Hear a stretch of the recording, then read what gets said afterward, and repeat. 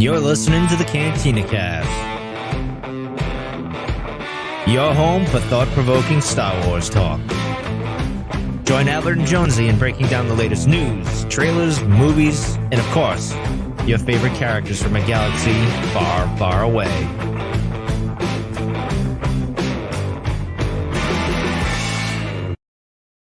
Hello, everyone, and welcome to the Cantina Cast. My name is Albert Padilla, and this is episode 362, Light of the Jedi, Part 5. We are finally here at the end.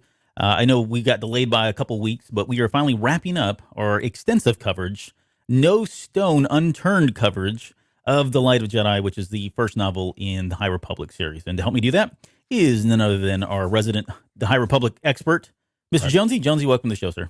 I appreciate it, man. Good to be here. I was just thinking here while we were listening to intro music and stuff, and I was like, man, Albert, you are the eye of the Cantina Cast. Oh, well, thank you. That's I don't know if that's a compliment just yet. I don't know. Let's see where we take it. Yeah, we'll get to that here in just a little bit. Right.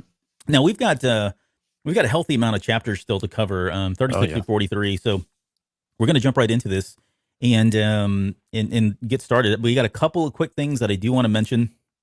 As you guys know, we've already released our first episode of From a Certain Point of View, which is our celebration bonus show that we're doing. We'll continue to do that throughout the course of this year as we celebrate our 10th anniversary of being on the air. 10 years. Wow. And we've already had one. So JW's episode came out. That was really great. We are set to record another one a little bit later this month with, let's just tell it's Dante. So, and he's with us tonight. Hey, Dante. You may know him as Utini over on Discord. So he'll be our next guest, and we've got at least 5 other people lined up that I've got to work with in terms of scheduling. But that is the show where our visitors come on and get to talk about whatever they want. So we're giving you guys the voice to kind of pick the topics and dissect them up. So should be a good episode. We're looking forward to that as well. And let me see here. I'm going to roll right through this thing here. Let me pop this open. There we go. So this is the, again, like I mentioned, we were celebrating 10 years of being on the air, 10 years of podcasting, 362 episodes as of this recording. And this is the official logo that we've got. So I promise I will get this uploaded tonight. So it'll be available on TeePublic if you're interested in purchasing any of the merchandise.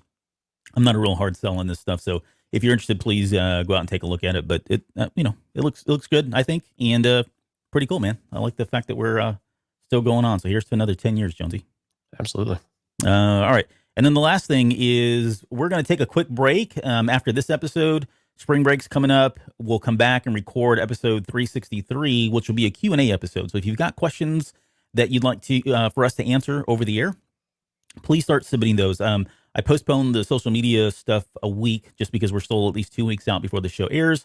So all that to say is you'll see the promotions and the ways to get your questions over to us. It's all the same stuff, the 800 number or the 888 number if you've got that, the Discord, email, social media, love letter, death threat, however you want to do it. You can get your questions over to us and we'll get them answered on the air for this episode. And questions can be about anything. High Republic, Mandalorian, Albert's true hair color under that hat. It could really be anything. There is no hair. That's the funny. No, I'm kidding. Excuse me. Okay, you got me in mid-drink there. But yeah, so we're looking forward to that one. Those are always good shows, and you guys challenge the heck out of us with some of those. Those are a lot of fun. Yeah. So, all right, without further ado, excuse me, let's get into part 5. And we're going to start with, before we get into chapter 36, it opens with the interlude, which I thought was really great because we got some insight. You know, we had to wait this long, but that's typically how books go. You've got to wait to the very end before you get to the really good stuff. But we got our first kind of workings of the Jedi Council and kind of seeing how it was laid out. No, not really different in terms of what we're used to seeing. Definitely some unfamiliar names. There were some familiar names, and there were some really familiar names, depending on who was sitting on the council. But this chapter is primarily focused on Jorah Mali, and she's part of the Jedi Council. She's the one that they've mentioned she is going to take over. She's been assigned to the Starlight Beacon to kind of take over the Jedi contingent force that's there and kind of be the eyes and ears of the Jedi out in the Outer Rim on the space station. And she's aboard the what is it, Ataraxia, which is the Jedi ship. And I want to see what this looks like, because they go and describe this thing as just this glorious, elegant ship, almost a temple of itself, right? Right. And we've already seen their, what they look like in the robes. We've seen the aesthetics that they've used for the High Republic. I really want to see this. And so far, at least as of this recording, we haven't seen anything just yet concrete of what it looks like. But yeah, I really want to see just the range of Jedi vehicles in general in this timeline, because it just seems like they have such a unique design, and the way they're being described is it's descriptive, but it's really not descriptive quite enough. And so that visual and bringing some of the visuals that you shared was really help, but because it is a bit unique from what we're used to. Yeah, absolutely. There's and so she's out in Felucia, which is like this. It seems like Star Wars has had this like love affair with Felucia ever since it was ever mentioned, right? And we got it back in the prequel trilogy. Right. But I don't remember if it was ever named officially then. But then it's just been kind of toyed with. It pops in, and I think every series now has had Felucia in the background, including video games, right? So, but she's here, and she's kind of taken this. The Jedi Council is kind of coming together, and this is kind of a pivotal moment because this is very similar to what we saw in the prequel trilogy, where they're having to decide on whether or not this is something they want to engage with the Nihil, whether it's their role to do it. And it is, as it would turn out, there's an odd number of Jedi that are present. And so the deciding vote comes all the way back down to Jorah Mali. She has the final vote, and I've got a picture here of her. That's not really a picture. Again, that was the one that I pulled from the Old Republic. But yeah, I mean, they're kind of going back and forth on whether or not they should interfere. And this is a really hard decision because, again, they're not warriors, right? They've, in half of them, it's some interesting introspects in terms of how they see the Force, those that are on the Jedi Council. Some of them really feel truly about the will of the Force. Others feel like, hey, it's, I wouldn't have these powers had it not been for the Force, and therefore we should step forward and we should be able to, save people. Other people are like, no, this is not our role. We shouldn't be a part of it. And so it kind of splits down the middle, and she has that last deciding vote. And Jensen, I want your thoughts on this because she's very much of the opinion that it's whatever the Force wills it. And she's got a very simple motto. Does the action I'm about to bring does the action I'm about to take bring more light to the galaxy? That's it. It boils down to that. And if the answer is yes, it seems like she's willing to do it, right? I mean, probably within some limits, but. Right. Yeah. And the whole argument, it was very reminiscent of before the Clone Wars, right? Where they were debating whether or not Jedis were or Jedi were warriors, and that should they be involved in conflict? Should they insert themselves into conflict and create more conflict as a result? And of course, they don't know all those events yet, but it was an interesting parallel there with what we had seen in kind of our normal timeline that we've grown up with. But yeah, I like the challenging question because you could really interpret this still in a variety of ways. You can still like bringing light to, is it your job to bring light? I had a visual of like an evangelist, basically, right? It's my job. I have been divine. I have to, spread the word type of thing. And it kind of, it brought that memory out of me for some reason, because and I think mostly because you can view this differently. You could say, okay, we want to bring the Republic, everyone into the Republic, share that light, share the benefits and the all the things you can get from the Republic. Or you could be viewed as, pressing your beliefs on me. And so I thought it was very curious. And I mean, clearly her perspective was, if I can do good in the galaxy, then we should. Right. And these people are a threat. They didn't quite realize what kind of threat yet, which we will find out here in just a few minutes about what they were truly dealing with. And, but it was clear that, she was a bit ambiguous with the answer, but it was clear that they were going to have to, that they don't really have much choice of inserting themselves. Yeah. But it was interesting kind of understanding the debate a little bit. Yeah, and I think for Soule, Chancellor Soule, right, it's almost a vendetta for her at this point, given how many people that have died and the fact that they've had such an impact on their economy and just their way of life, their quality of life by having to shut down hyperspace lanes. And so none of that is lost upon her. And in her mind, she wants to eradicate this. She wants to stop this from festering and growing into something larger, right? It's kind of public enemy number one for her. And that's kind of where I think Jorah lands is, well, it's totally within our purview to do. We can do it. And if we're going to make the galaxy as a whole better, then let's go ahead and do it. And so she ultimately decides the fate here and casts that last vote that swings the council to go ahead and step forward with that. Right. And I was actually reminded of Porter Engle. I don't know if Jeff's with us tonight, but we had to squeeze in a Porter Engle somewhere, right? Reference to him. But it was when he was addressing the Nile, it had a very similar type of tone of we need to serve justice, right? Mm-hmm. They have annihilated worlds. They don't quite know the extent of how the Nile have been involved with this, but they have they annihilated a world because they didn't save it on Eriadu, and they've caused conflict elsewhere, and they've they're people know them and people fear them, and they're starting to become more aware of it. And the Jedi are all about making sure that justice is served across the galaxy. It's the one time where they're actually pretty almost unanimous and okay with conflict. Yeah. There is a line, but it's not a hard line, right? And there's a lot of ways you can justify that. Right. I mean, clearly they want peaceful means, but they also aren't going to back down when there's a show of force. Yes.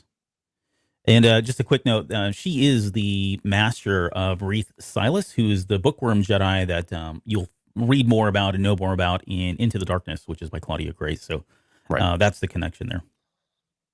Okay, so let's get into this. This starts officially part 3, The Storm, which starts with chapter 36, The Outer Rim. We're in the Kerr Nebula, which is where the majority of the rest of this novel is going to take place, at least on the battlefront side. Right. And it's kind of like the beginning of the end for Kazov at this point. He's in his new ship, or he's in his ship, the New Elite, and he's been out there, and he's been sent on this mission to try to intercept the flight recorder. Right? They know the flight recorder is in transit.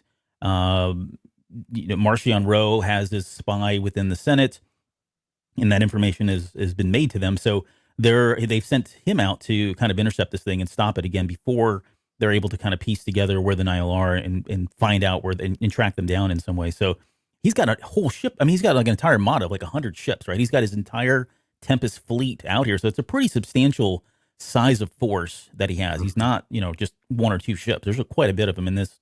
Obviously has a pretty big impact here in just a minute. But he's kind of feeling down about everything around the Nihil.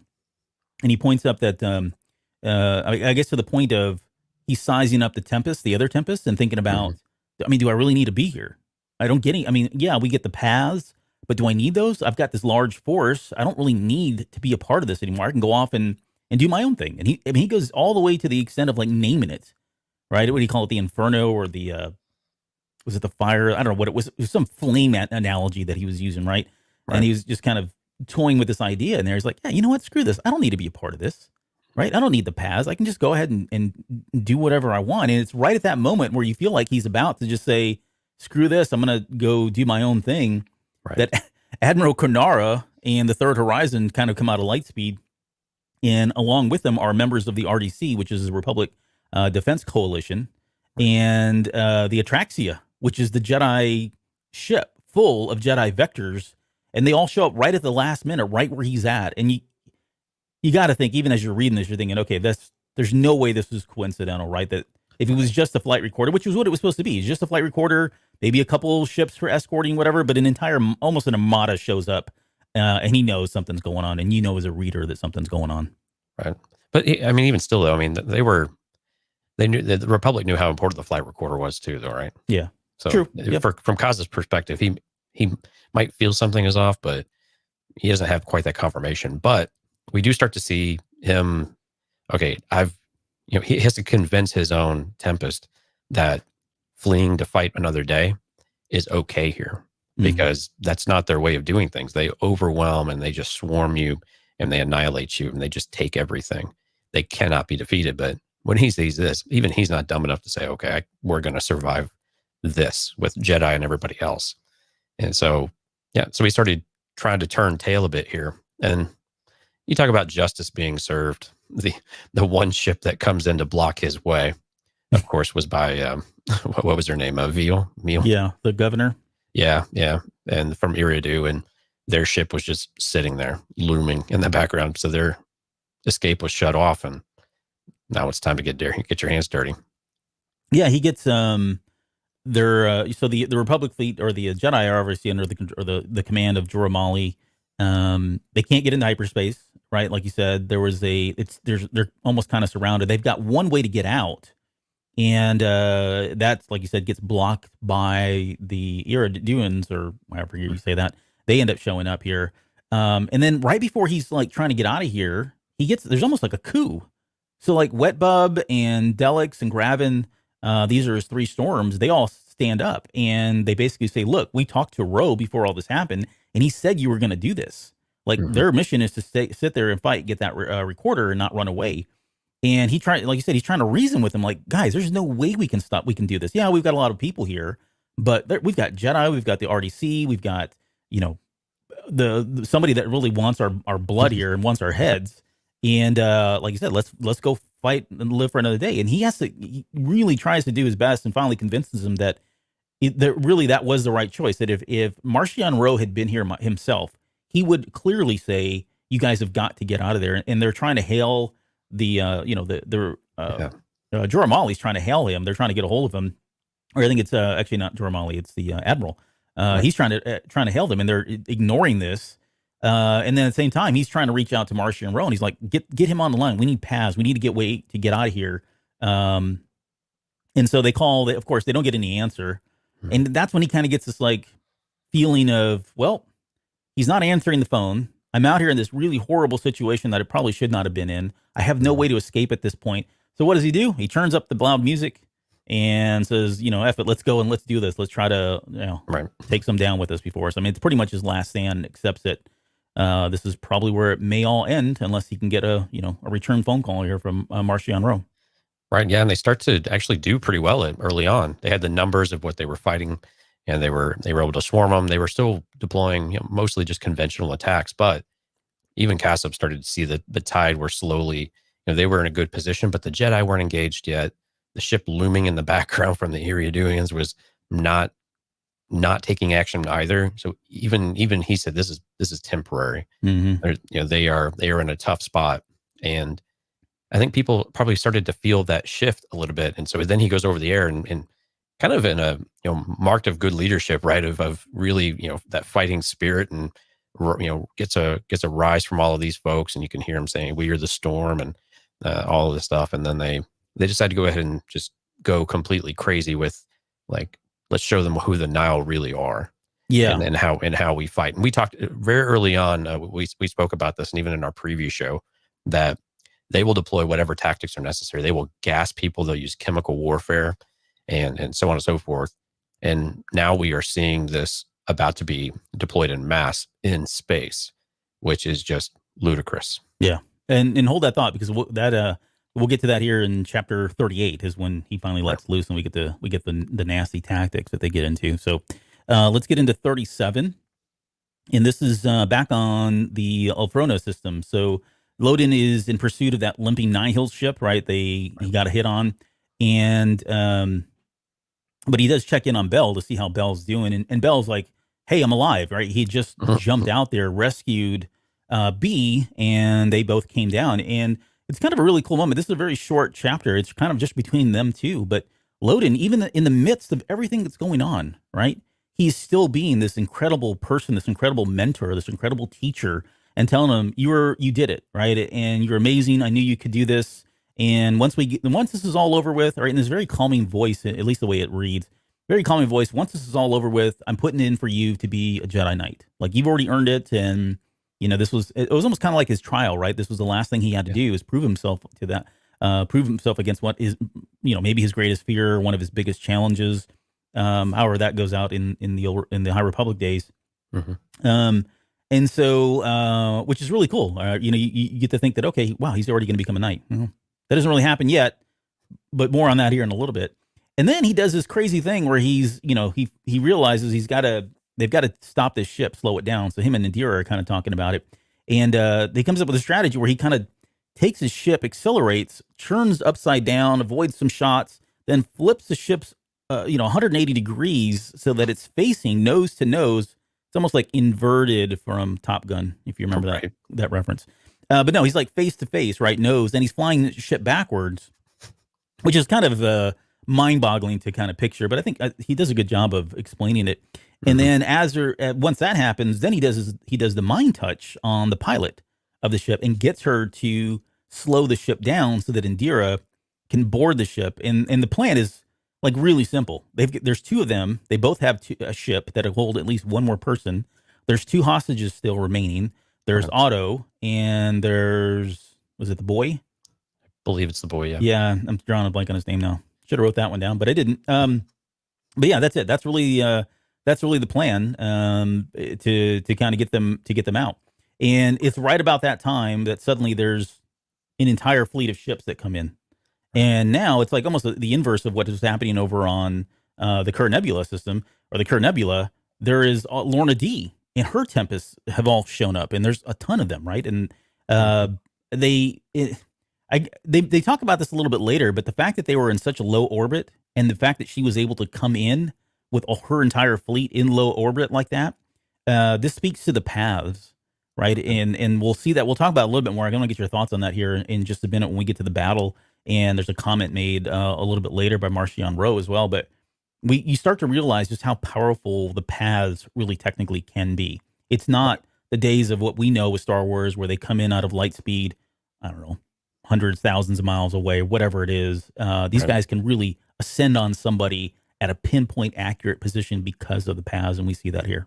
Right, yeah, and they described that to us very early on, that they can jump in and out right next to you and then be out, do their thing, and they can get out. And that's what makes them so dangerous. There's just no way to anticipate them, and there's no way to really stop them when they're really on their game and they've really got a good plan. Yeah. And this chapter ends with Lorna D gets the sun out, or not Lorna D, sorry.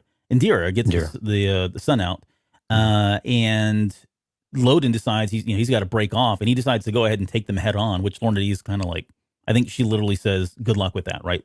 You get this one Jedi vector against her entire Tempest, and he knows too, he's really just trying to bond. He's trying to figure out, how the heck am I going to get into this ship now and get Otto, the father, out? And that's kind of where this one ends.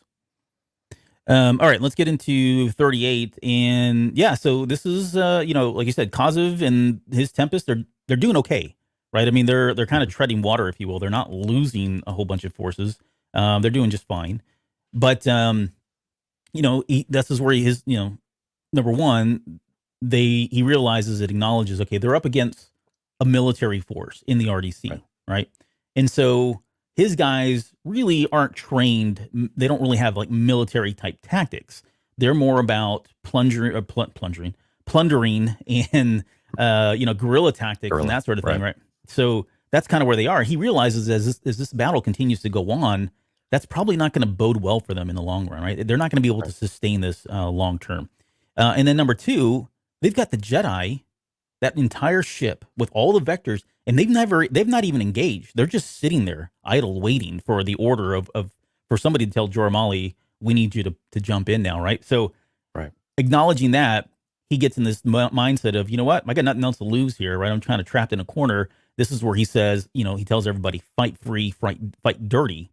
And we get if you got some of them here, some of the tactics they use, because I think this is very shocking to the Jedi and really everybody. If you think about where we are in the time of Star Wars and just how peaceful things are, right?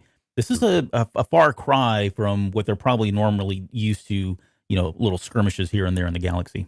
Yeah, I mean, they were using like waste sludge, which I had a really difficult time imagining in space, but apparently this is really just nasty stuff that will just blow everything up, or I'm guessing eat away at the cockpit, and presumably be pretty painful. Yeah, it's flammable too. Right, yeah. And so, they just keep deploying these really senseless tactics, and the Republic is just stunned. I mean, this is an abomination of sorts of, not only, well, and at some point, the Kazov's Tempest is starting to also, they're starting to succumb to some of this, and they're okay with taking each other out on some level.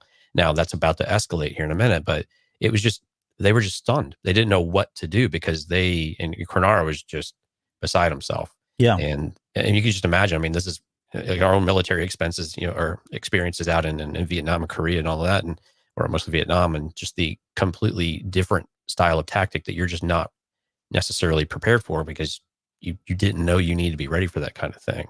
And the Republic sustained it fairly well, but then some weird stuff starts to happen. Yeah. So, that's a good point. Like as I was reading this, it's almost a combination of some of the tactics that we read about during the Vietnam War, and then later on, it's some of the tactics that the Japanese employed during, as kamikaze fighters, right?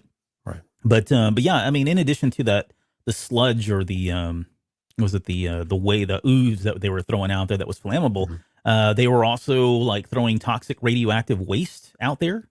So not only was that, impacting the ships themselves, but that was a long-term issue that people were going to have on both sides, being radioactive or being exposed to radiation, and not being, if they couldn't get to a medical base soon, that was going to have some permanent lasting effects, up to and including death. There was one guy that landed his ship right on the bridge, the viewport bridge of a larger ship, a Nihil, landed right there and then fired up his blasters, burning the glass and the viewports, trying to expose it. It didn't really go into details what was going on, but it was certainly enough that it was, again, throwing people off. Like, this is stuff that they wouldn't normally, they don't train for this kind of thing, right? Right. And then the other one was they were deploying the harpooning tactics that we saw earlier on when they tried to capture some of the ships. They were harpooning them and just pulling them and ripping the ships apart. So again, it was pretty much chaos, and I think someone a little bit later mentions that that's what it was like. They were trying to attack chaos. They were trying to attack a storm, which was, how do you do that, right?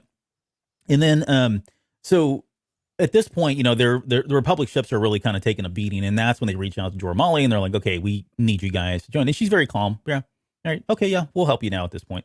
Right. And so, they ask Avar Kriss to kind of do the what are we calling, or what are we landing on for that term? They haven't given us one yet. Yeah, battle meld or force meld. Probably force meld, because I imagine they can do this whenever they want. Okay. But battle meld, because they seem to only want to deploy the tactic when they're actually in battle. Right. So she does this where she connects all of the Jedi together, and it kind of enhances their ability to fight because they can see and anticipate things better. Right? She's kind of that central brain, if you will. So she goes and does that, while Jor-Mali it's like every Jedi that they've name dropped in this novel that's still alive right. is now here in this battle, and so they all jump into their vectors. They get into their formation, the drift formation, where they kind of get really close together that no human, mortal person or normal person would be able to successfully pilot and do. And reminded me of the spear that they had back in the New Jedi Order days. The spear, what was that? I think they created like a spear or something like that when they were doing. Oh, the formation itself. Yeah. Yes. Yeah. Yeah. And there was a interesting on Jor-Mali, and again, we get a lot here about her. A couple things more, like her viewpoints on the Force it seemed pretty just, again, more laid back. Like the Force was the Force. It was like, whatever it is, I don't stress about it. I don't think about it. And it didn't feel like she thought about it like in music or, fire or water. It is the Force. And that was all it was. And I like that because I didn't want this to be real gimmicky. I like the idea that they're able to see the Force in different ways. But at the same time, you got to think there are people that are just kind of like, no, it's just the Force. And they have the same viewpoints that I think we see from the Star Wars that we know, from, prequel all the way up to the sequel trilogy. But right. It's more passive view of it all. Yeah, exactly. No, it's a good point. And to that point, there's we got to learn about her lightsaber, being a white lightsaber, and that she had purified it herself. She said she got it off an ancient Sith light spear, which I thought was kind of cool. The fact that exists now officially in canon. And it's so anyway, so they're in this drift formation, and this is when Marchion Ro decides that he's going to tell Kazov that there was that he's going to deploy some new tactics, right? And he's going to help them. And so he starts sending all of these Nihil ships using paths and making these small micro jumps into hyperspace. And it's like random. There's no rhyme or method to how they're doing it right now. It's literally just popping around. And so this is throwing people off. Not only that, but it's disrupting some of the vectors that these guys are on, or the paths that they're on. I don't want to use either one of those words because they mean something. Right. I'm trying to think of another word to use because those are both pronouns here. It's throwing them off, and unfortunately, one of these ships gets sent off, and it disappears, goes into hyperspace just shortly, and then reappears right in the middle of the formation, the drift formation that the Jedi are in. And this sends a couple of them, I think a total of 10 ships, I think is what they said, blew up or were destroyed. We got Skier, who loses his arm, which if you read the comic, it starts with him without an arm because it takes place right after this. This is where he lost his left arm. And then I guess the biggest casualty is the fact that we lose Jorah Molly in this whole thing, and Skier is thinking about her the whole time. I mean, we kind of skipped over, but it sounded like they had a history here. They were really good friends. They've been together, been through a lot together, and he no longer senses her after the collision that occurred with this one Nihil ship jumping into the middle of the drift formation, and so we lose her, which was a surprise to me. I didn't think we would lose her because I think he did a good job of playing her up, but not putting her too far out there, right? It wasn't dangling the carrot too much. And right before that, we've been led to believe that she was going to take over the Starlight Beacon, and right. She was the one that was going to be on there and running everything. So you were kind of vested in that character and thinking, okay, I wonder how is she going to run things, and how are things going to transpire after all of this? But yeah, she ends up dying here at the end. So yeah, especially since we see her in Into the Dark as well, right? Mm-hmm. This was a bit of a surprise that we just didn't anticipate, because it seemed. But I think this is also something we have to continue to watch, is that no character is safe on the Jedi, and we're at the end of this book, we get a really interesting epilogue. That's a bit of foreshadowing, but it's just crazy that we build this character up, and as soon as they started spending more time on her, I'm like, oh my gosh, they're going to kill her off. Right. It kind of felt like the beginning of the book where they did all this detail on these characters, and then nope, you're gone. They're gone after the first chapter. Yeah. And we should mention too, I mean, Marchion Ro comes back. I mean, they're able to do this teleport thing because Marchion Ro comes back and is like, okay, I'm going to give you the paths. And then he says, I'm going to give you what you, I think this is where he says, I'm going to give you what you need. And he has this speech where he starts talking to all of the Nihil, like broadcasts over their ships before he does this, and tells them, that he's the Eye and the Republic are trying to take away their way of life. They want them dead. What gives them the right to do it? And then he says he's going to take care of the Nihil and help them to defeat their enemies. And that's kind of it.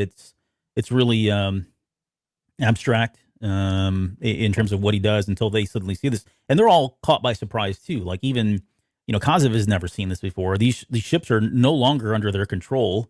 And I think at the end of the day, before we get into the next phase of what Marchion Ro does, I forget who it is, but somebody, I think it's Kazev that reflects on, he's like, it's not really doing anything, right? It's not really turning the tide one way or the other. It's just creating chaos, right. Which is probably what was the intent here, I think. Yeah. But let's see. I think that was all we had. It ends there, and we'll get into chapter 39. So back on Elthrona, excuse me. And this is where Loden he's doing a pretty good job now. All right. So he was going to engage Lorna D's ships. And I think he does a pretty good job. He's diving in and out, trying to stay alive. But he knows this is not something that he can sustain, obviously.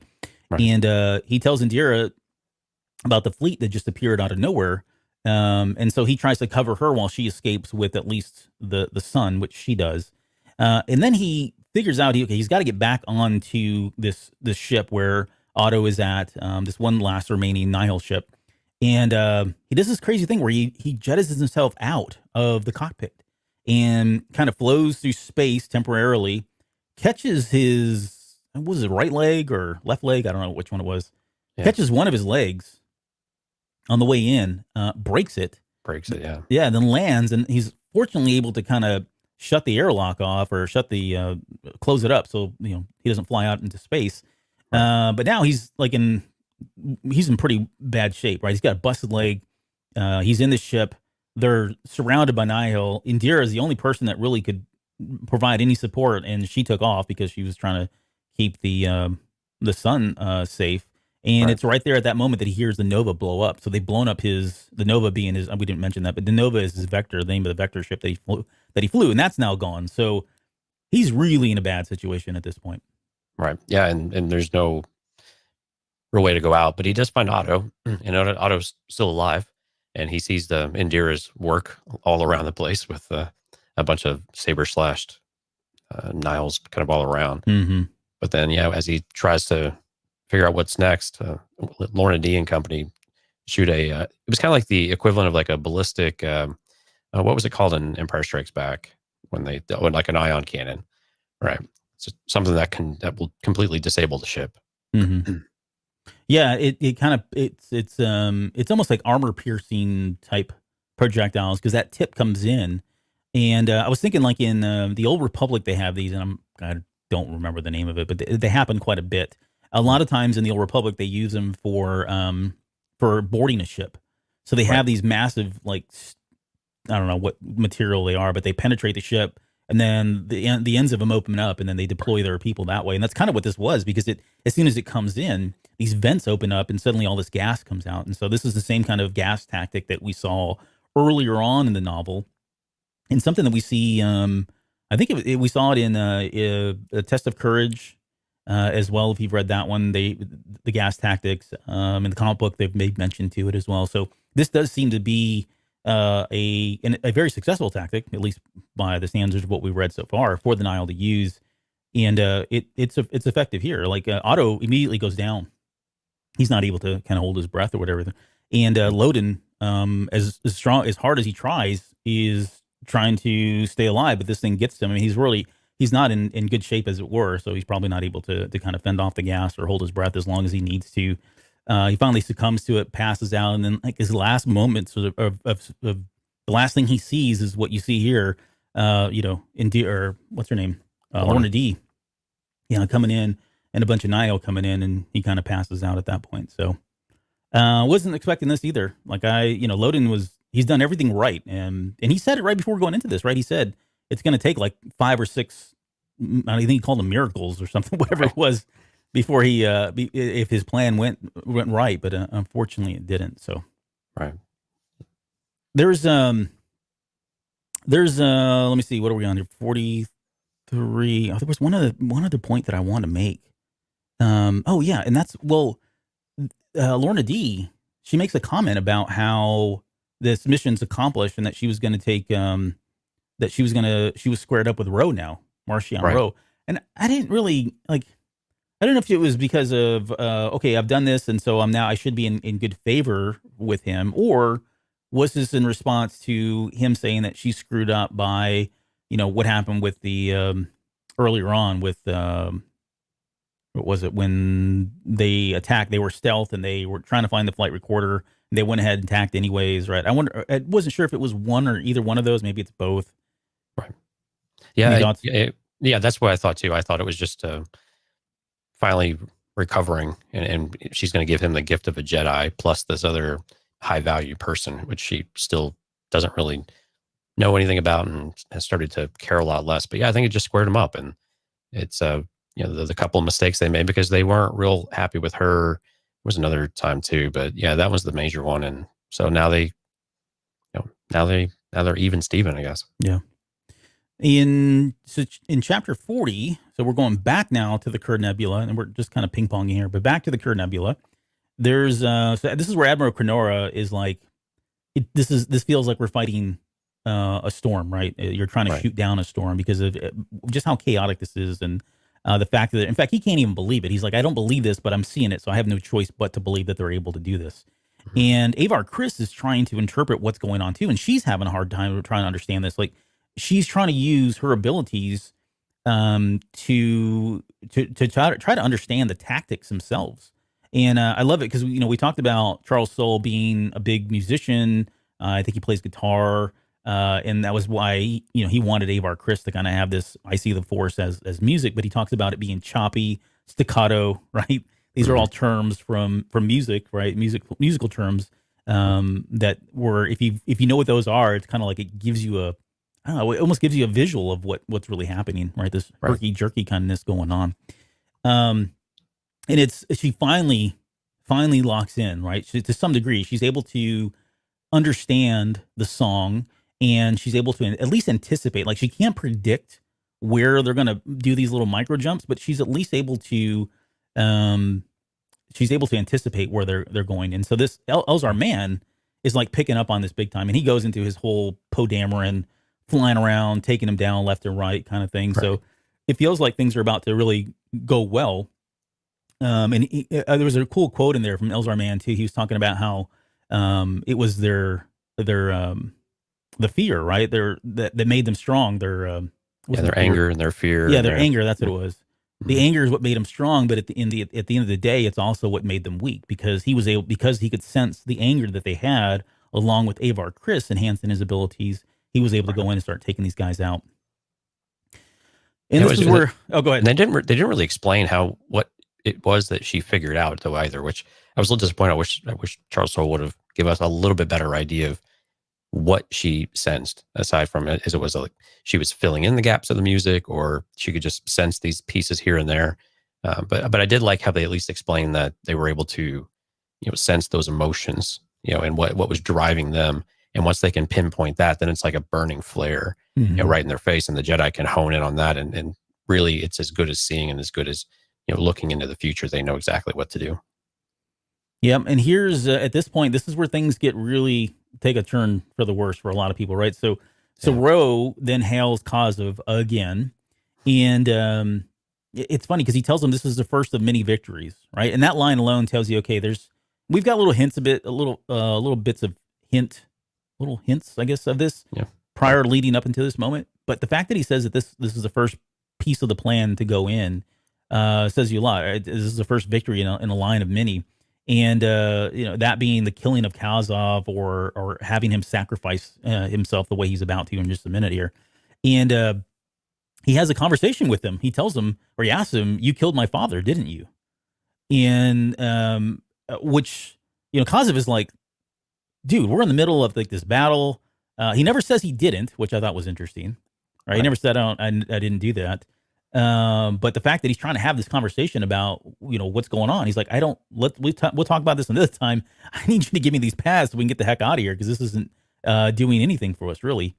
And then he makes a comment. Rose says, okay, well, listen, if it's not you, right? He vows that if it's not you, then I'll follow up with Lorna D and Panetia or Panetta, and if I need to, I'll exact vengeance on them at some point as well. So it's become very personal, I think, for Marchion Ro, and like he's been harboring these feelings in his past is finally starting to really surface and manifest here. Right. Yeah. And when we saw the turn before, several chapters ago, when he's confronting all of them and he has the interaction with Kazov specifically.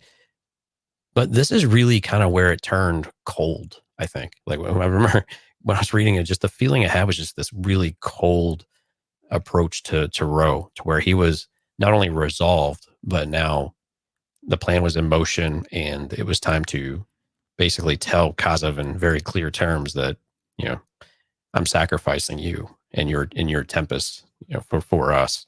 And that's the way it's going to be. And by the way, like you said, here's this other transgression I'm pretty sure you were a part of. And I think we assumed that Kazov had something to do with his father's death anyway.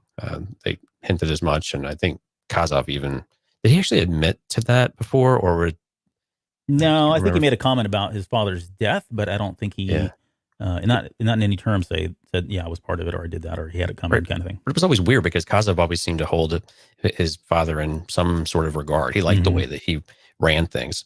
But of course, later on, we realized that Marchion Ro was like, this place was a chaotic mess when Dad ran it.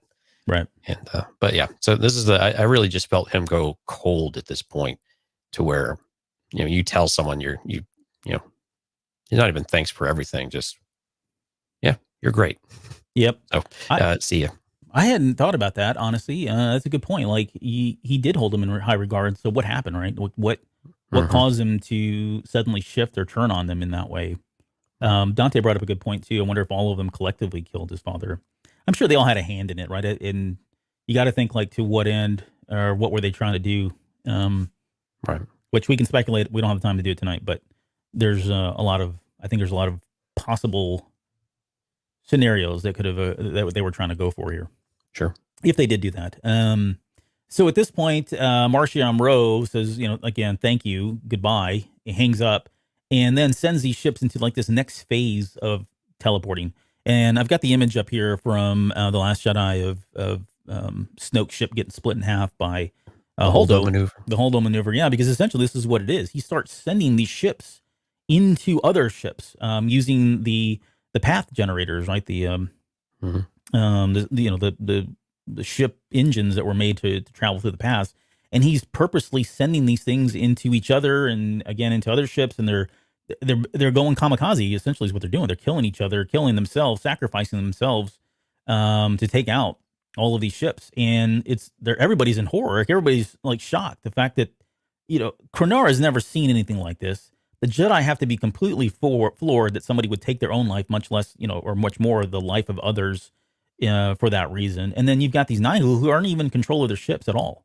Right, their ships are being like remotely controlled and they're being sent to their deaths to detonate in other ships or appear in other ships right in the middle of things. And one of them actually hits the Third Horizon, which is the ship that Cronora's on. Luckily, it's big enough and it was able to sustain the damage. I think it says it took out like 2 floors or 2 levels or something on the ship itself. Yeah. But yeah, I mean, this is where things really get out of hand at this point. And the Jedi they're defenseless. They really don't even have a defense to this. If you think about it, right? That's how do you stop that? Right. Yeah. I mean, and we didn't really get a perspective of any of the other Nile, which is pretty much all through Kazov's lens. So we don't even know what kind of chaos that was ensuing. Like, what was the frame of mind for all of these people who were, just feeling completely out of control. You don't know what's going on. And you start seeing them, especially when they're running into each other and blowing each other up. They're doing as much damage themselves as they are to the Republican Jedi ships. But this is, you look at this and it's just chaos. I mean, and Krenar says it best with, it's like a storm, because you can just imagine there's just things going off all around you. And you're powerless to do anything about it. You just have to kind of, for like a better way of putting it, weather the storm, right? Well played, sir. Well played. Man, your dad humor is wearing off on me. Got SEPA, I like reek of it. There's this is where also finally Governor Merle Veen, right? So the Iraduans, she finally, again, they've been sitting idle this whole time. They've not done anything. And Kazov makes a mention of that, I think, in a chapter before this, or something along the lines of, he knew they were intentionally just sitting there idle, not attacking because they were trying to intimidate, right? Mm-hmm. The fact that you've got all this battle going on, it's kind of similar to like, there's shades of like Return of the Jedi, where all the Star Destroyers were just kind of sitting there waiting and they weren't attacking, and that came up like, why aren't the Star Destroyers attacking? It's partly what it is. It was the Emperor trying to play these mind games and say, look, they're already suffering, and I've got all these Star Destroyers still yet to engage in combat. The same kind of tactic here.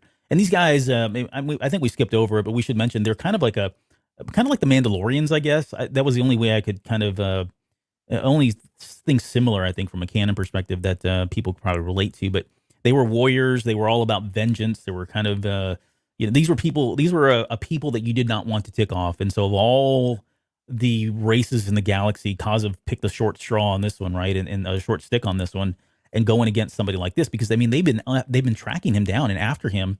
And to the point where now, as this battle is starting to kind of whittle down, and there's really not many Nihil ships left except the flagship and smaller ships that are engaged in skirmishes, this is where she steps in and she's like, hey, can we go ahead and take the flagship? And she asks Krenora this. And of course, he's like, yeah, that's fine. You can do it. And so they don't just like blow up the ship. They like disable it. Like they purposely, systematically begin to disable his ship system by system. And it's almost like they're just bleeding him out. Like it's 1,000 cuts, right? Death by 1,000 cuts kind of thing. Completely incapacitate the ship, then board the ship. And that's when Kazov realizes that, holy crap, I recognize that voice when she comes on board. And he immediately scrambles, trying to make a deal. Like, hey, I can, he's thinking about, I can give the Republic information. I can give them information. I don't have any allegiance to Martian Rel. He sold me out. He left me out here for dead. And he's like mid negotiation when she just pulls out a gun or a blaster and kills him cold dead right there. And then, right. And that's it. I mean, that's Kazov's story, unfortunately. Well, she told him she described them many chapters back as predators, and you are now our prey, and we will not stop, and you will pay for everything that you've done. And I imagine from Veen's perspective, though, it couldn't have been all that satisfying. It's one of those things of, you finally enact your revenge and you feel like you've taken care of the thing, and then it's over. Mm-hmm. And then you're just kind of left with everything else, even still, right? Yeah. But again, I guess depending on their culture, though, that might be all they need. They just need vengeance, and then everything's clean. But I like that it was very much predatorial, and you're right. She was very pinpoint accuracy, taking out all of these different things to disable the ship, which was really cool. And again, to your point before, this whole intimidation tactic. We are doing things to you, and you have absolutely no power over it. Doomsday is coming. Mm-hmm. Yeah, it was almost like they were going for the killing blow. Like they weren't so much worried about engaging. I mean, I'm sure they would have loved to, but at the same time, right, given everything that was going on, I think it was more important to them to get that killing blow in which is what they did. One, and taking out the flagship, and then taking out Kazov. Right. Yeah. I mean, they could have just destroyed the ship, Right. but they wanted to do this personally, face to face, eye to eye, look them in the eye whenever you do it. Yep. And get that satisfaction for her people. So it's pretty cool, man. Yep. Okay.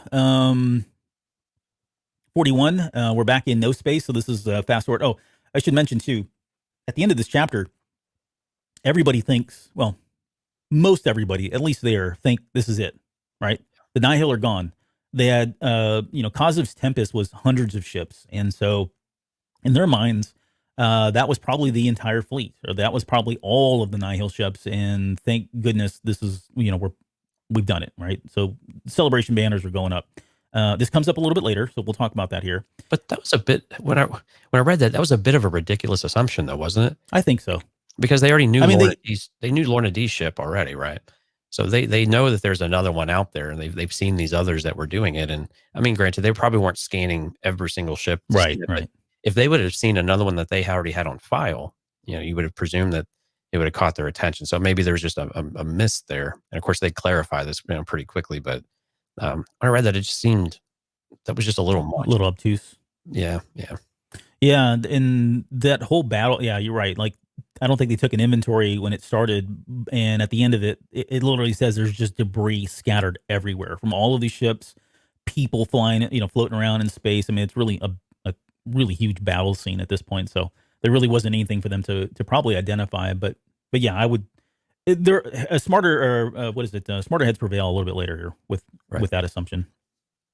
Cooler heads. It's supposed to be cooler. I said smarter. I think they both work. All right, I think it works in this case.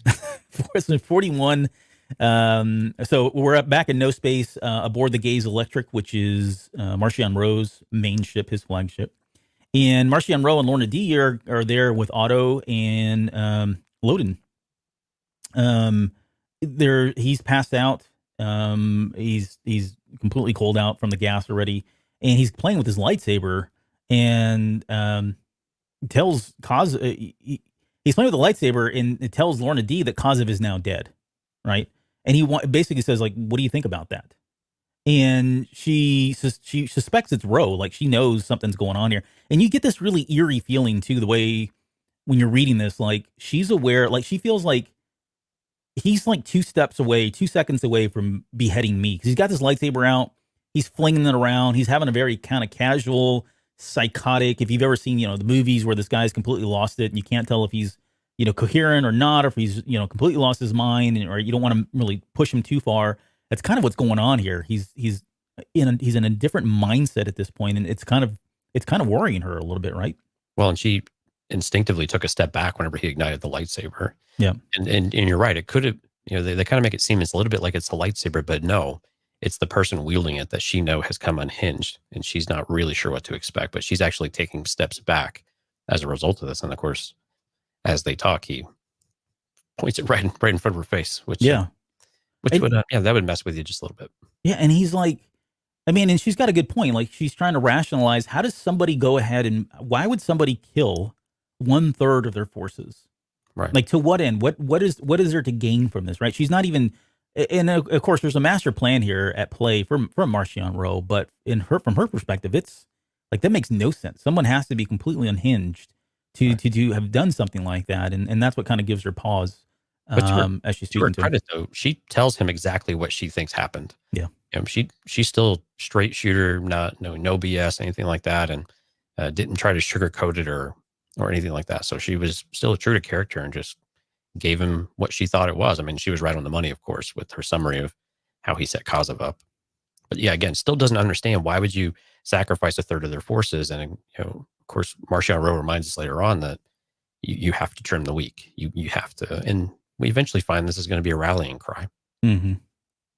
There's this is the first chapter, and I think we get some more here in 43, but we start getting, again, towards the very end of the book, we finally get more information, some background on Marchion Ro. Mm-hmm. We learn that he came from something he wanted to escape. And as I was writing this down, like, we're not going to do it tonight, and we'll maybe touch on it, but I almost want to come back and do a speculation show on just Marchion Ro, and I don't know, maybe I'll do something while you're out, or if you want to, you're going to be out for like 2 weeks, but if you want me to wait, I'll wait. But I was almost thinking about doing something solo here, but speculating on Marchion Ro, because there's hints. We don't get We don't get the clear answer, but he says that he came from something that he wanted to escape. He and his father both got out, right? So it sounds like they were trapped, imprisoned, held against their will, whatever it was. Somehow they broke out of that and got away from it. Mm-hmm. And he says that they had a plan, him and his father, that involved the Nihil, all the paths.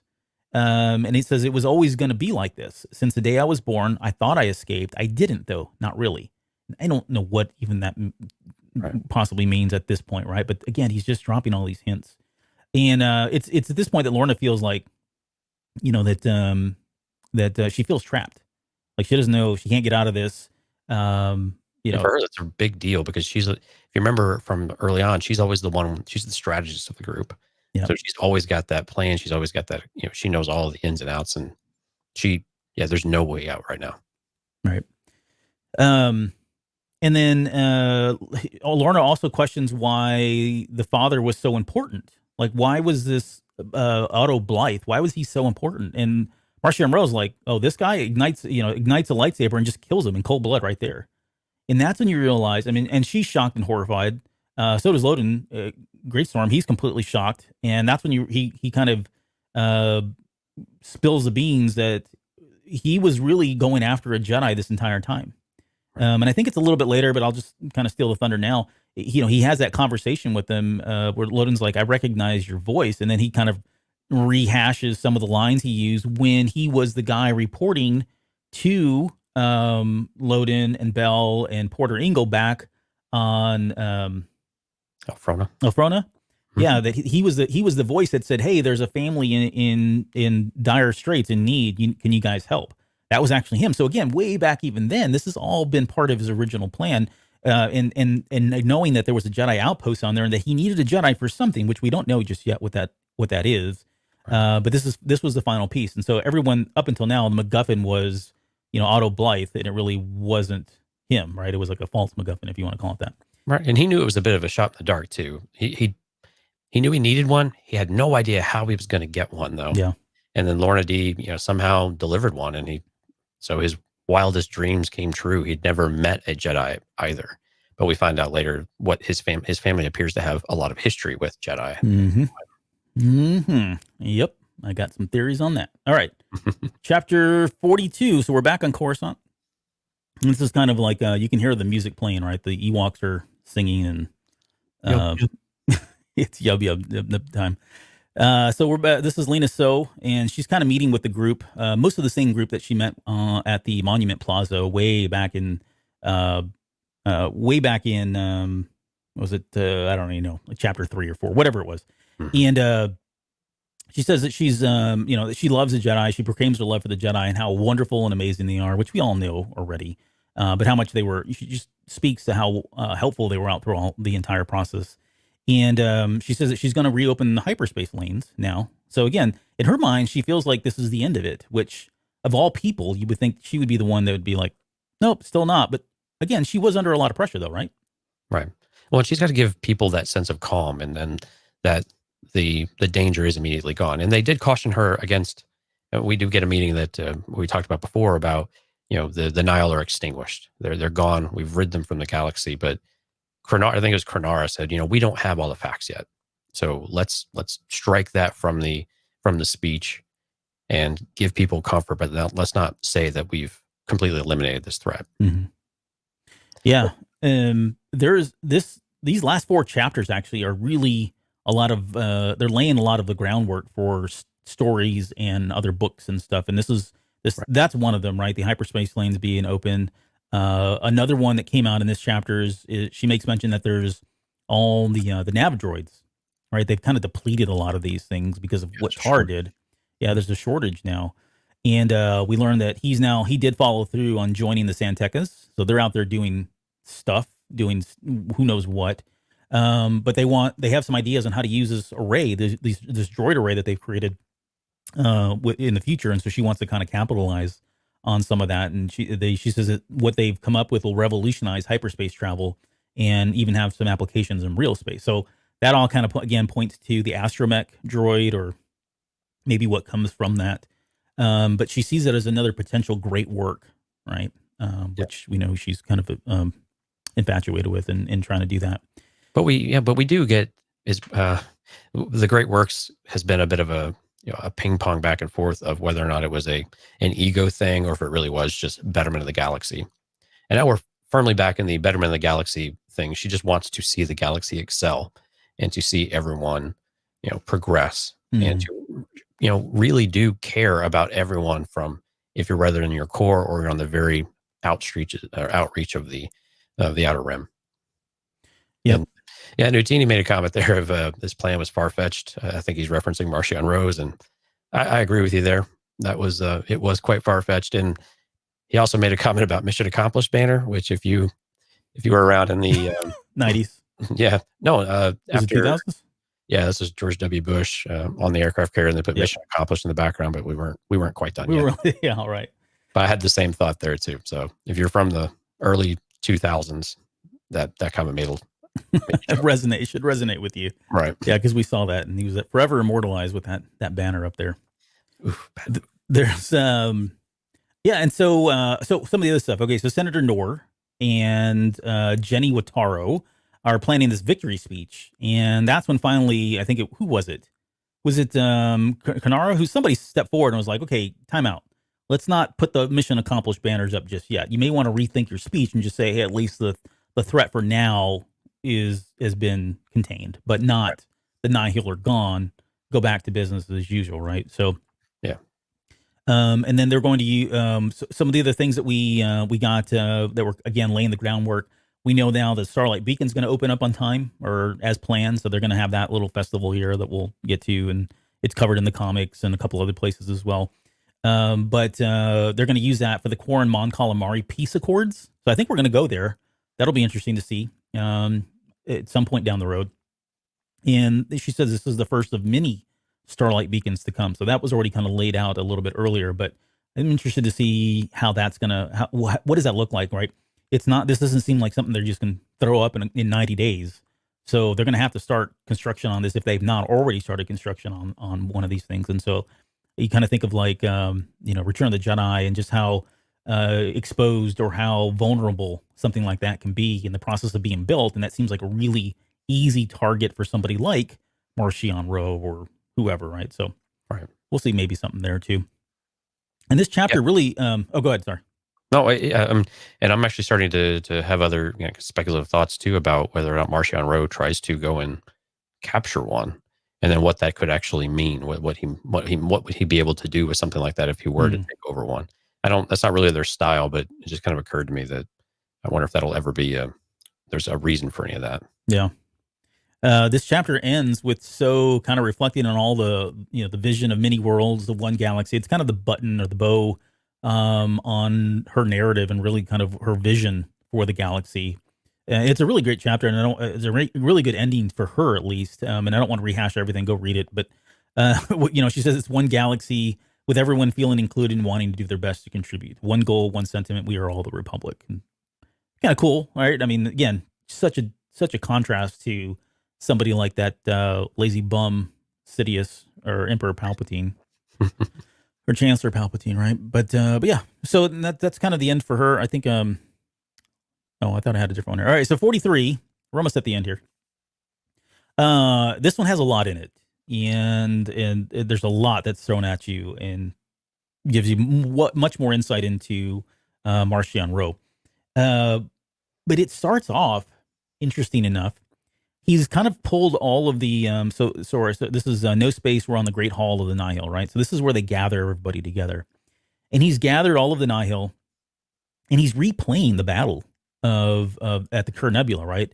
And replaying some of the selective voice quotes from Kazav, right? This is a what do you call it? I can't think of the name now. It's a video, right? It's been spliced together to kind of paint a narrative that really didn't happen. And he's using it. Yeah. Thank you. I don't know why I can't think of that word. It's a propaganda video, and he's using Kazav as a martyr. Yeah. Right. I mean, he's done this, and again, I think that was part of the plan. He needed somebody to kind of fit that role and be a rally cry for, and allow him to kind of step up. It allowed him to step up into this new role as the Eye. He's a little bit different now. He's wearing his he's got a new helmet.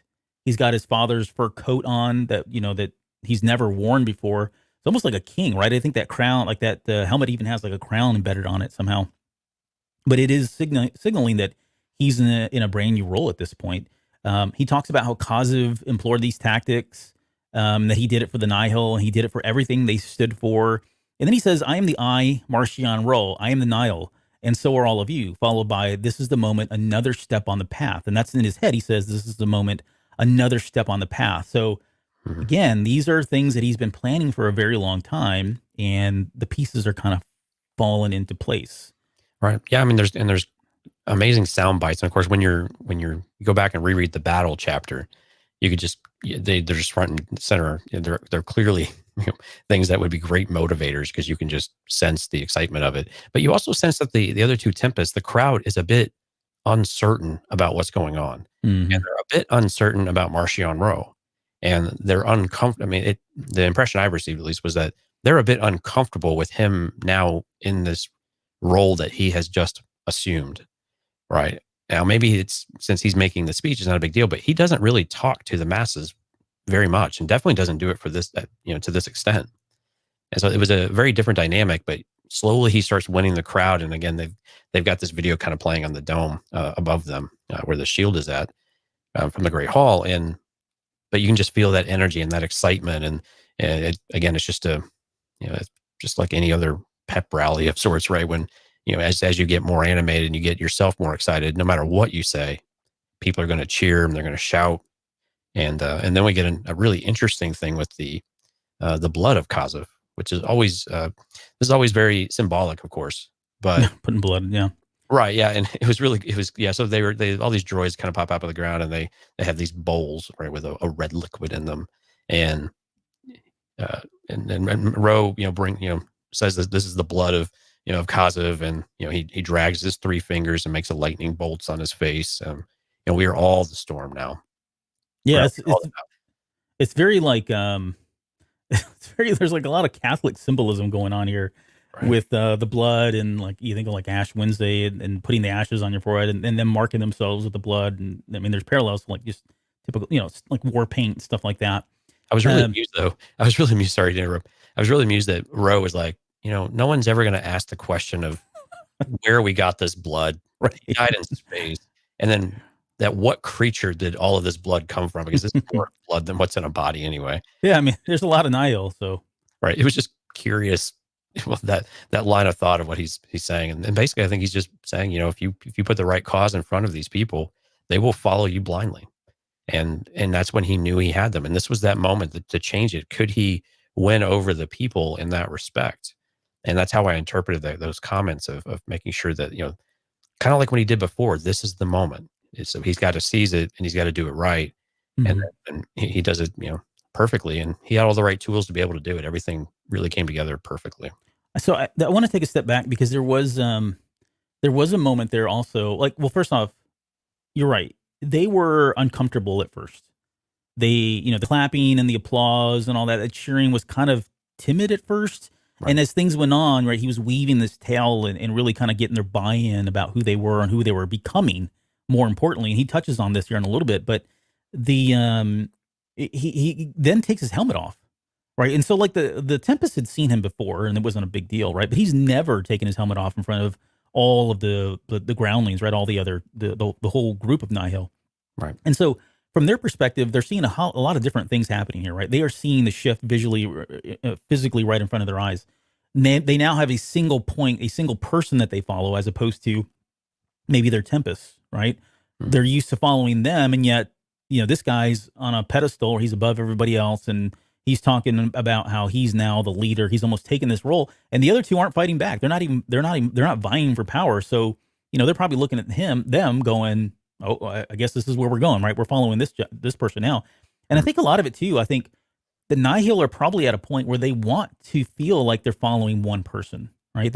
Maybe there's some of them that don't like the fact that they've had this, this 3-headed Hydra, and they were all kind of vying with power and doing all that. He was trying to preach a different message, that no more of that, right? We're all one Nihil, and I'm going to steal that, because he says, "Go, bring me more Nihil, as many as you can, and I'll give you everything. But when he takes his helmet off, everybody else starts taking their helmets off really as well. So that's almost kind of symbolic of, hey, I'm just like you, right? I take my helmet off and we're all the same, or at least we're all the same underneath. And then I was curious though, is Lorna and Pan still had their helmet on? Yeah. Right. Yeah. And he had to look at them, and it still seemed like they didn't want to do this, but they did. Yeah. But it was another one. Go ahead. No, I think it's identity thing. Like, I think it's really, he was preaching more of a homogenous kind of, even though they're all different aliens and races and whatever else, but I think he was really pushing for this. We're not individuals anymore. We're not going to be these different factions. We're all one. He's kind of doing on a smaller level what Chancellor Soule is doing, right? She's trying to pull everybody together in the galaxy. He's trying to pull all the Nihil together and make them kind of one cohesive unit, I guess, or maybe not a cohesive unit, but at least one unit to start with. Right. And there's something that he says also too that gets into his background that I want to dig into a little bit at some point. He says none of them had ever seen his face before. It didn't matter that they did now. None of them knew who he was. He wasn't Marchion Ro either. Okay, so I'm taking that from a literal perspective because he even says his name was, and then there's an ellipsis and it says it didn't matter. So it seems like Marchion Ro is not really his name. So he's got some other real name. He's been going by Marchion Ro. Maybe it's his first name, or maybe his father took that name. If you think about it, if they were trying to escape or get away from something, they probably changed their name so they couldn't be followed or tracked or be identified in some way. So interesting that he would change his name and that they were going to that level of hiding. And then he says where he came from was gone, either other than the lessons it had taught him and a few tools that he had stolen when he left.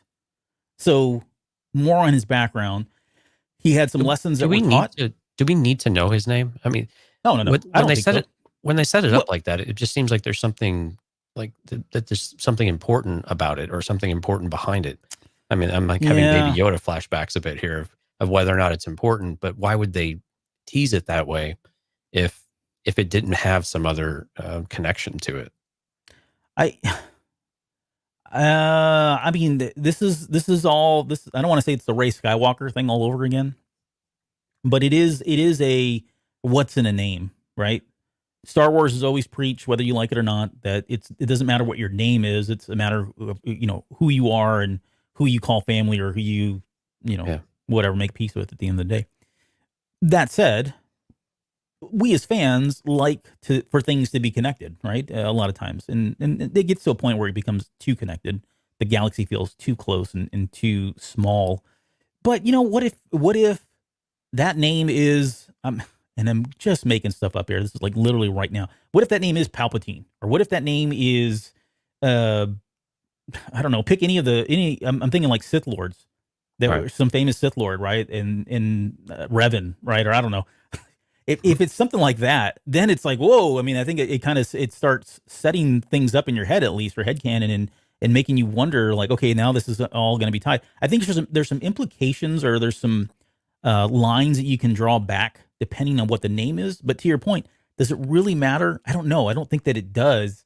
It just sets up that character with a little bit more history and allows them to maybe connect with the readers maybe a little bit more easier. I don't know. It's a good point. We should get this out of the way now. Marchion Ro, is he Plagueis? Well, yeah, exactly. Is it Plagueis? I don't. Right. And maybe I wouldn't think they'd redo that, but yeah, that was changing his entire species, I guess, right? Mm-hmm. So anyways, it is intriguing, and there's a lot of speculation that can go with that we'll have to dig into a little bit more. It sure seems like a setup to me, though. So, like you said, we'll have to see where it goes.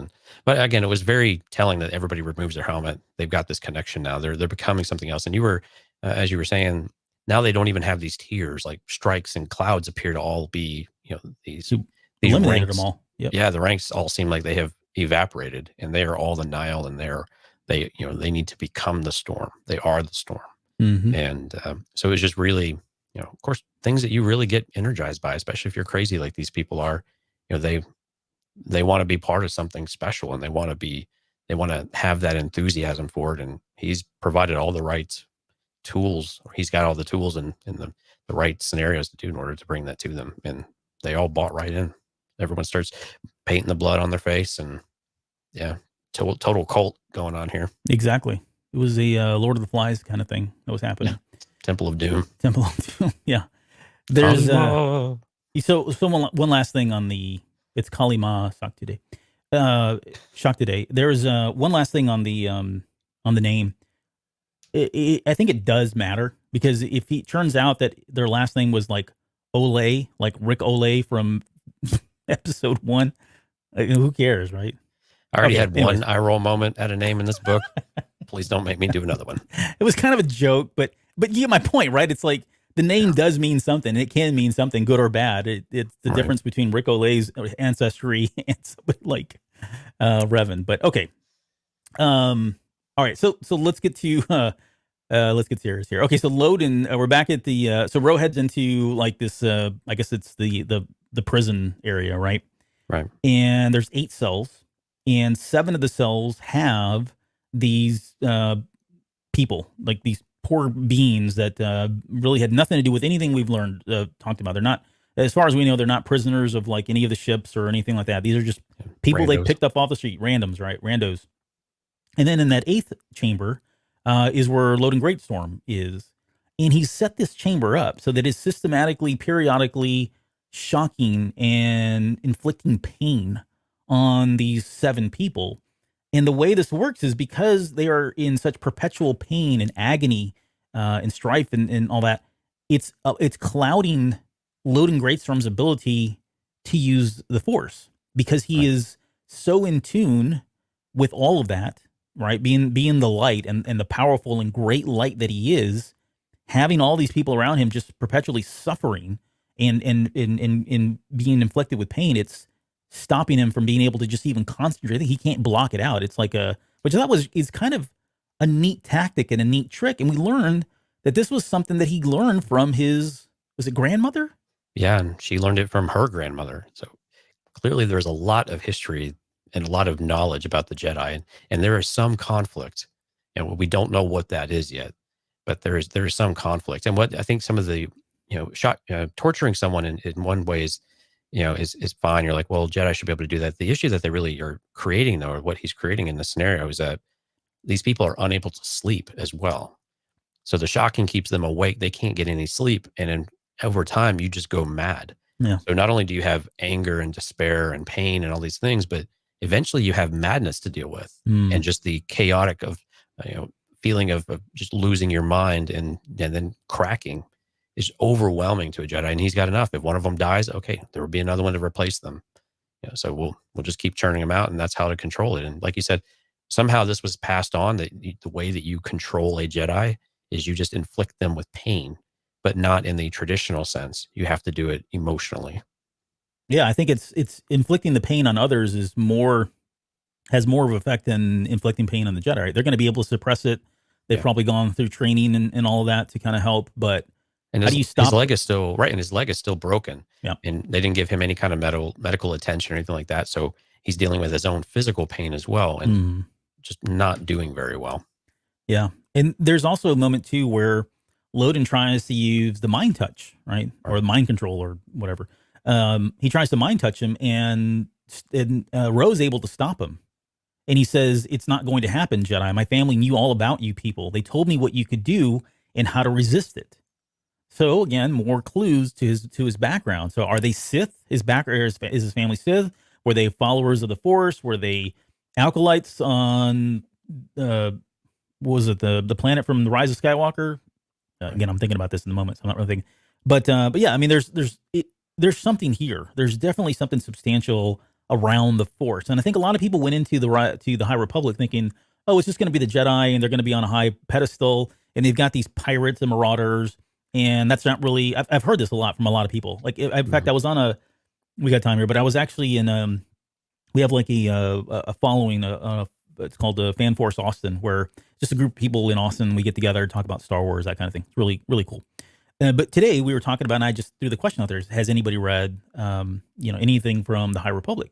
And a lot of the feedback was, it's not really interesting to me. And that's just one example. I've had other people tell me they're just not interested in Jedi fighting pirates. How is that even a fair battle? How is that even a fair fight? You got to think, The only thing, I mean, there are other ways to be intimidating, and certainly we've already seen ways that these guys do it that are really throwing the Jedi off their game.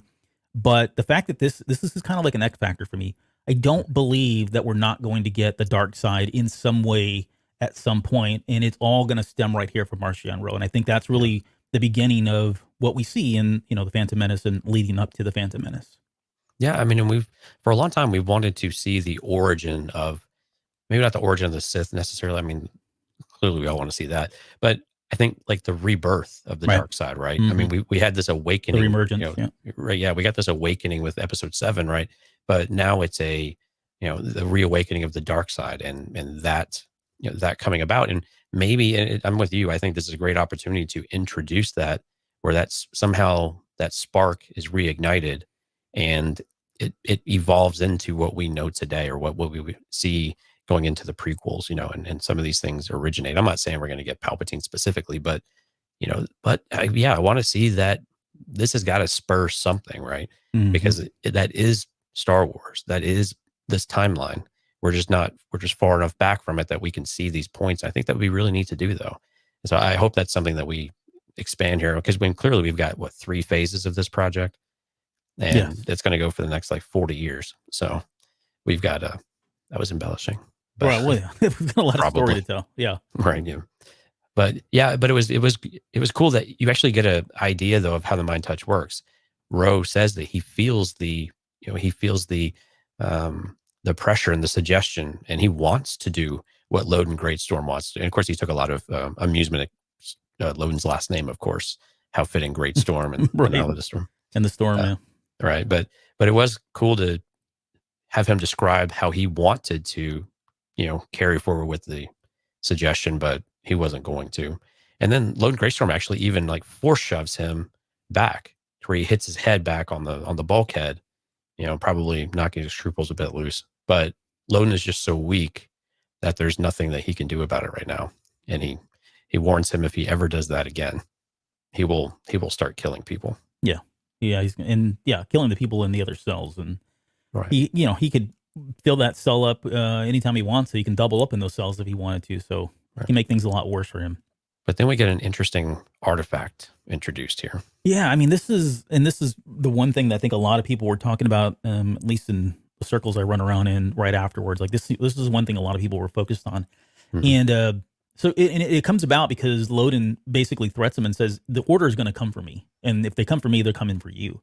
And that's when he pulls out, it's an iron, like a rod. It's made of metal and stone. It says it's 3 hands long, so I'm figuring it's about 18 inches long. So maybe about that long here. And it's got carved and incised with symbols. The symbols are screaming faces, fires, and chains. So I'm thinking there's probably something in that. It looked like it had been melted down before, so it already melted at one point and then was reforged. So this whatever this thing is, this rod has been through a lot. It has some history tied to it as well. And then when Ro touches it, it suddenly starts glowing purple, and it illuminates all the cells, the area that he's in, with this, he calls it a sickly purple light. And then the last thing was probably the most intriguing thing. It says it was responsible for what happened to his ancestors as the Jedi were. So whatever happened to him and his family, the Jedi were responsible for it as much as this item was responsible for it. And I'm going to go off the deep end here on speculation, but if there's one thing that I think a lot of people have been hung up on when the High Republic was announced, it's that last line when you read about the synopsis or whenever the summary of what the High Republic is. It talks about how there's something that could threaten the Force itself, right? And I'm starting to wonder if this thing is directly tied to that, and is it so I don't want to get into Test of Courage, but there's a line in Test of Courage where Avon says she wants to construct something someday that'll suppress the Force. And they hint at it, and it feels like it's like a little Easter egg. It's something that's thrown in there that they're going to build upon a little bit later, because she's trying to she wants to get her hands on a crystal so she can do more experimentation with it. But anyways, it feels like we talked about this, I think, even before when this was first announced, like what would be a threat to the Force itself? And that would be the non-existence of the Force, right? If there's a way in you think about that, if you go back and look at some of the behind the scenes stuff from the writers and the creators of the High Republic, we know there was a couple of things that they marked off from the EU that said that was a really good storyline. That was a really good piece there that we want to incorporate into this. And that takes me to Thrawn, right? And I forget the name of the creatures or whatever were that created those bubbles where the Force didn't operate in, but Isolamir. Yeah. So I don't know. I'm again, this is all Albert's headcanon, but I'm wondering if something like this, so if it's not directly tied to what happened to his ancestors and what happened to the Jedi, or what the Jedi did to him, it feels like it's connected in some way, if not directly, the result or the reason. But anyway, Right. And I'm going to kind of avoid comment here because I think we should get through the epilogue to tie all of that kind of together there a bit. Because I think what we get at the very end of the epilogue is very much intertwined with all of this. And and it's maybe may have a more complete conversation around that. Okay, let's do that then. Let's get into I forgot that cool slide. All right, let's get into 44, and this is kind of a really quick one. It's everybody gathering at the Starlight Beacon. They're about to celebrate its opening. Bell was the Padawan. Now he's the Padawan of Indira because Loden Greatstorm wasn't there. And, he was supposed to put in a good word for him and be there for that whole ceremony, but he can't. So he's still stuck as a Padawan, unfortunately. And he wants him there too. It sounded like he could progress to the Jedi Knight stage, but yeah, like you were saying, he doesn't want to. It wouldn't feel right without Loden. But we find that Indira believes that Loden is dead. But Val doesn't want to believe that for whatever reason. I don't know if it's denial or whatnot, but they're kind of assuming that Loden is gone, but he doesn't believe that. Yeah, and he can't sense him, which you would think would make sense given where he's at, and he's in no space right now. Number one, two, he's surrounded by all that pain and that sort of thing, so it would make sense that they wouldn't be able to detect him. Right.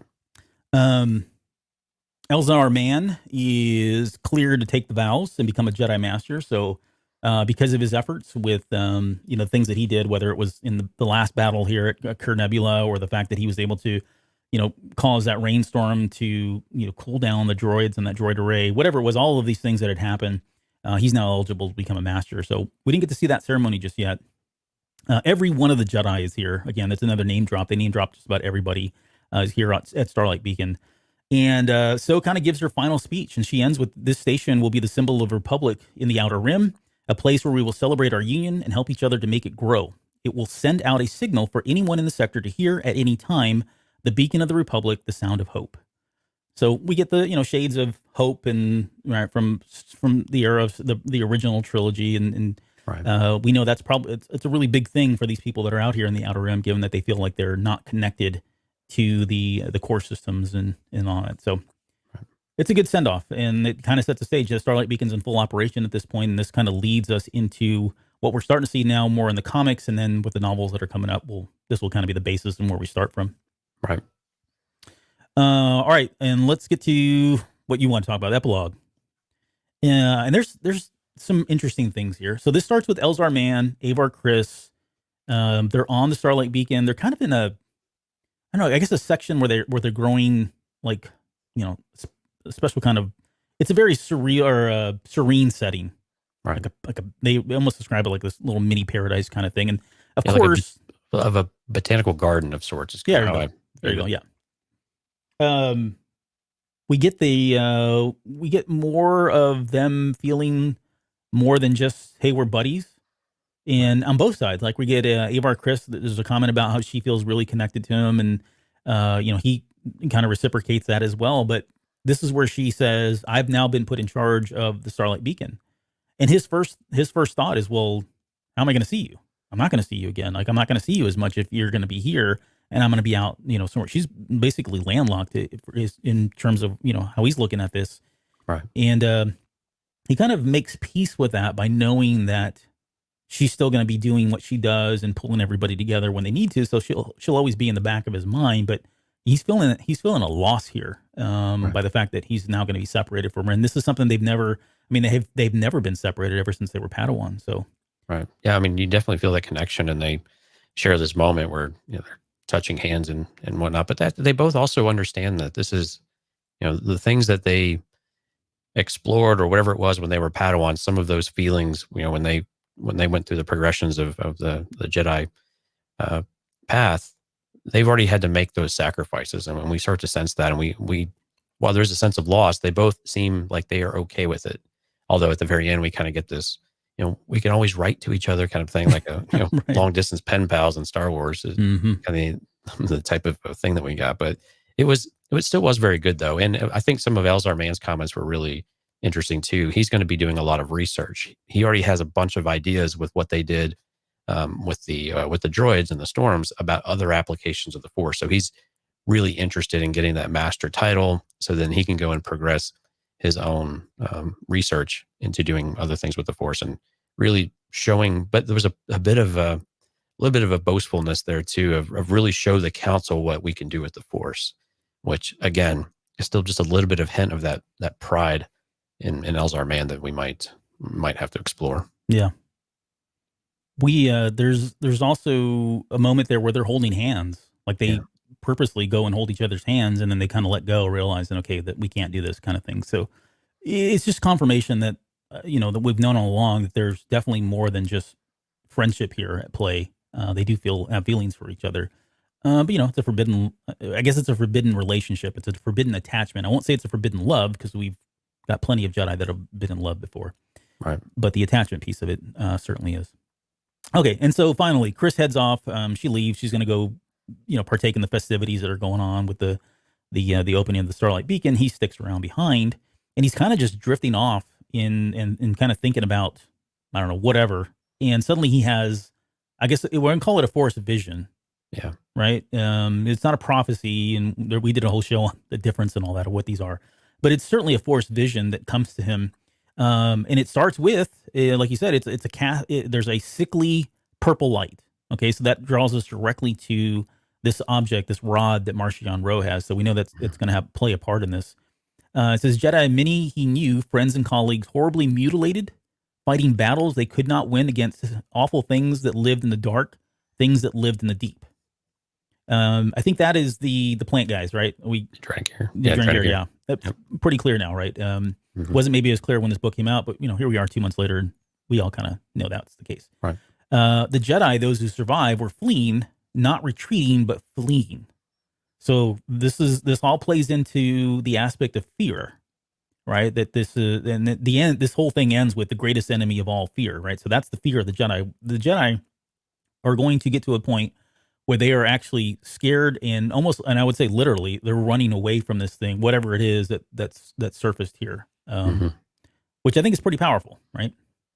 Right. Yeah. I mean, and they've teased this for a while, that the Drengir are something really special and unique that they have not experienced before, that they don't know how to fight, and they are a unstoppable type of force. And we've speculated whether or not there was some alignment with them and the Nile at some point, which seems interesting of how that might happen, because while they're sentient, they don't seem to be all that talkative. I mean, they're just plants, right? But anyway, so it's kind of an interesting thing, though, that we know that's coming, but how does that overlap with the Nile, and how does that and then he's overwhelmed by these screams and the agony and the pain. He's actually got blood coming out of his nose, and he ends up spitting blood at the very end. And and when, like we've talked about this before, we know the one thing that the Jedi really cannot endure is extended periods of fear. And especially if you've got the entire order succumbing to something like that, that could be very dangerous, because that's how the darkness comes back, right? That's how the darkness seeps in. You start being afraid of what you're going to lose. And then if you're just afraid for your life in general, that's what Bell, Zettifar had to get over. That was his test. That was his trial, right? Of knowing that the true path of the Jedi is to not look inward, but to express yourself outward and look at other people and protect the life that's around you, and sacrificing your own for that common good. But whenever you start retreating, then you start becoming more self-centered, and darkness awaits in every way you want to interpret that comment. Right. There's to be clear, like this, it starts off as a vision, I think, and then it clearly states that it almost turns into a prophecy. Like, right. It is a foregone, like in his mind at least, it goes from vision to a prophecy. And when it goes into a prophecy, that's when he realizes that this was he said it feels like an unknowable, avoidable vision of the future. This felt inevitable, certain, right? The horror sweeping across the galaxy like a tide. He saw Jedi screaming, saw himself with no escape, slowly agonizing. All this stuff was happening, and this again, it wasn't all with everything that he was seeing, all these visions and everything. The one thing that really struck him hard was what you said, like it was the fear itself. Mm-hmm. And you can't help but think of what Yoda said, right? About fear leading to anger, anger leading to hate, hate leading to suffering.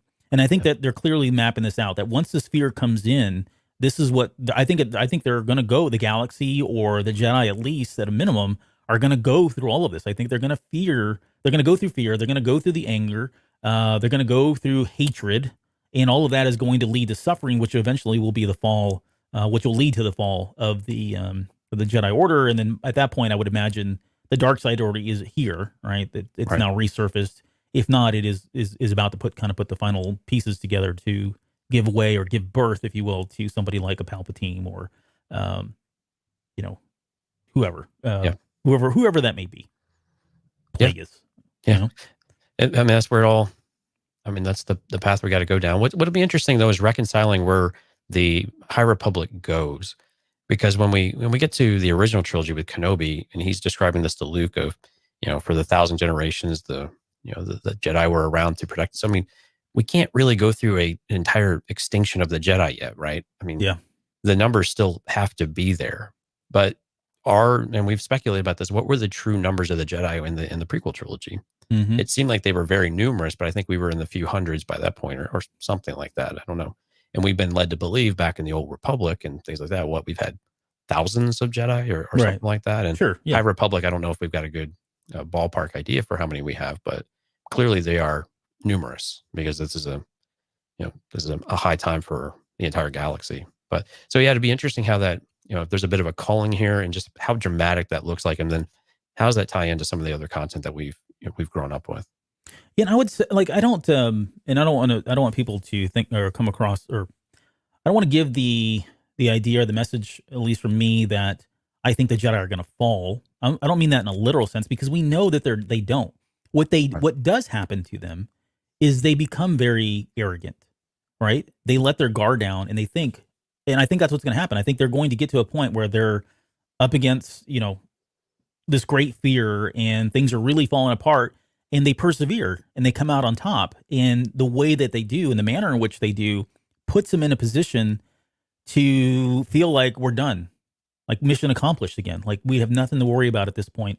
And that's what happens, right? I mean, that's where they pick up at. They're feeling pretty arrogant. They've extinguished whatever this is or whatever just came to be, and that's what kind of gave the fertile breeding ground for somebody like a Palpatine to rise, to the dark side to rise, or kind of just be there without them really knowing. So I don't think they're going to fall completely by any means, but they are going to get to a point where they're going to feel very exposed, or whether or not they realize that they're going to be exposed, and certainly an easy target for somebody like the dark side to come in. Right. And I remember I was reading the flapjacket of Victory's Price, the third book in the Alphabet Squadron book that's coming out soon. And one of the things it talks about is, to achieve victory, there's always a price. And so what is that cost of victory? And so by the time we get through the end of all of this, what's that price that the Jedi have to pay? And then, to your point, there has to be seeds of what we see later on in those moments. And so I think it's very much this is the path we're going to go down. We'll have to see what tactics they decide to employ, and just what that does to them psychologically, spiritually, and just their belief system. And we know this is going to have to take a certain direction, even if it's victorious. Mm-hmm.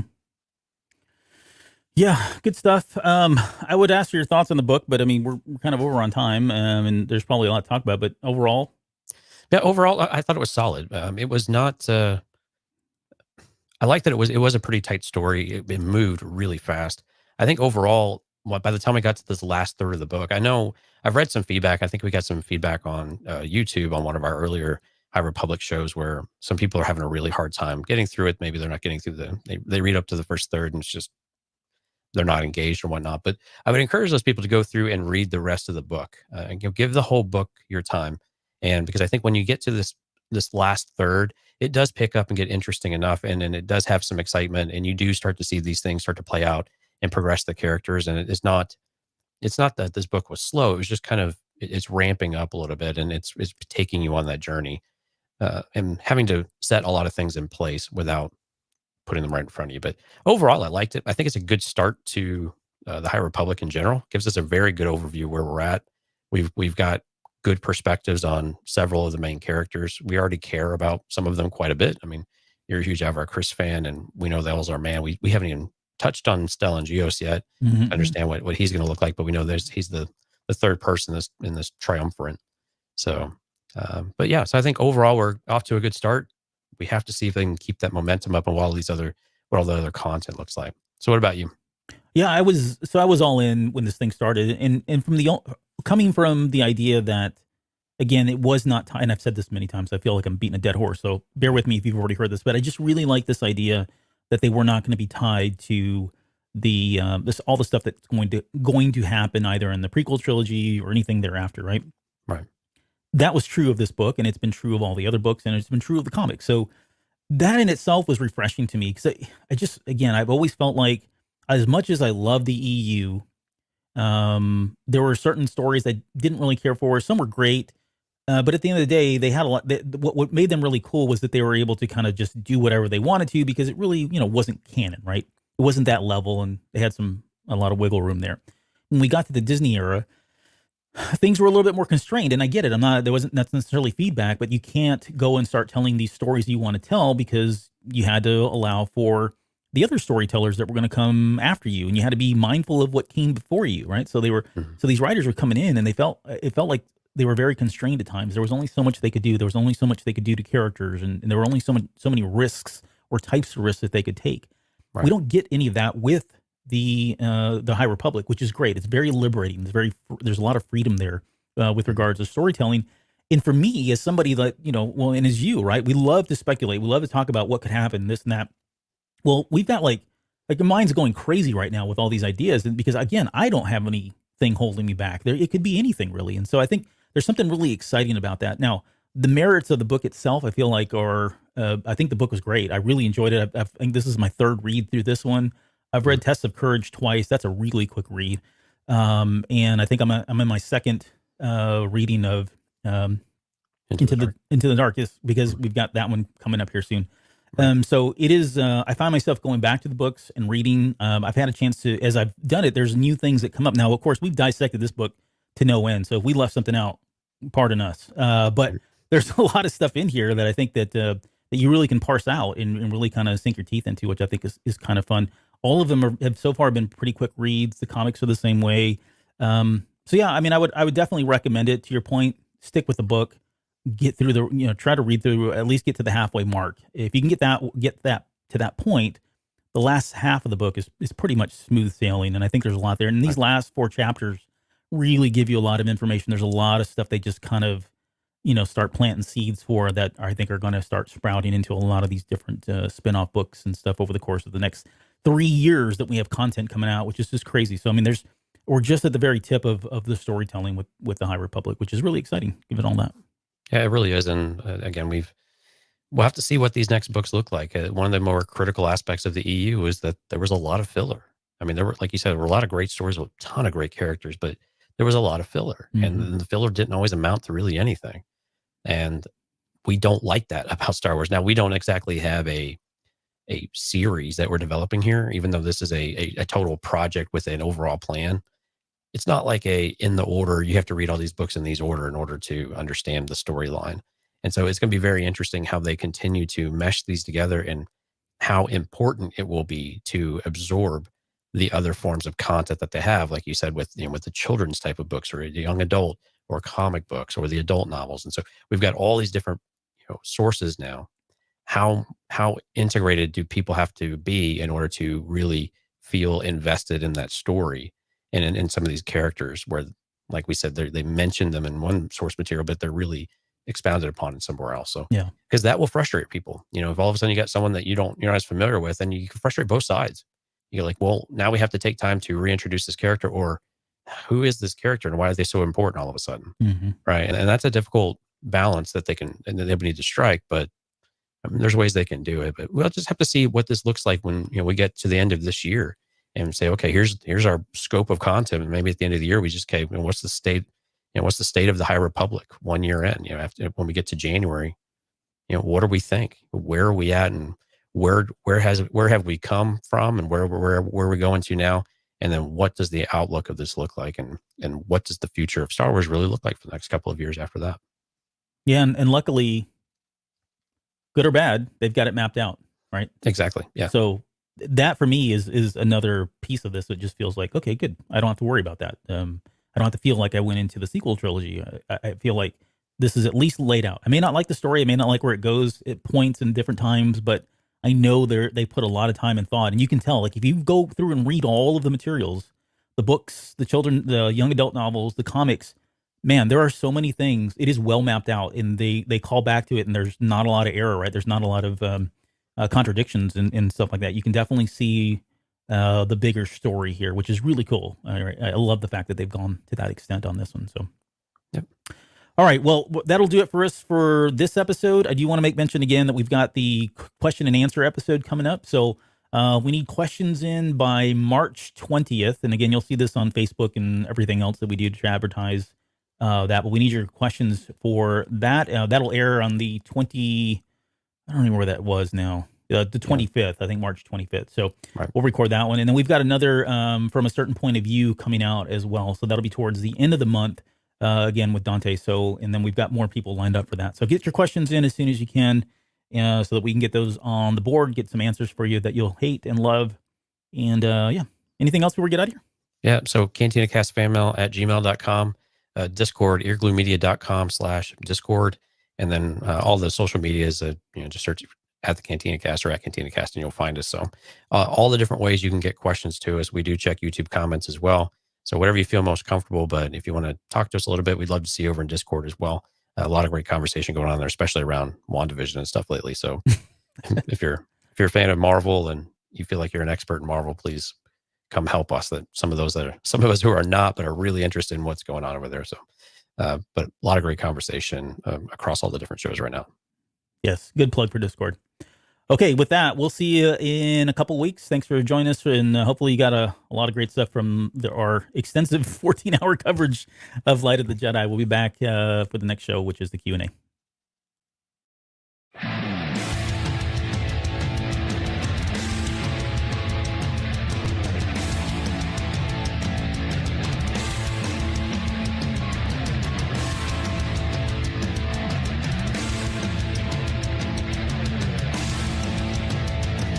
You're still listening? Wow, that's amazing. Well, I'm here to give you the disclaimer. Normally we do a big, long, drawn-out disclaimer thing saying what's what and who's what and all that other stuff, but I think you guys kind of know that Lucasfilm and Disney have no affiliation with us at all, and we have none with them. We talk about Star Wars, which is their property and all that other good, fun stuff, but I think you can tell which is our stuff and which is their stuff. If you can't, well, then send a lawyer to send an email to me, and I'll be glad to chat with them. Other than that, you know what's what, so that's your disclaimer.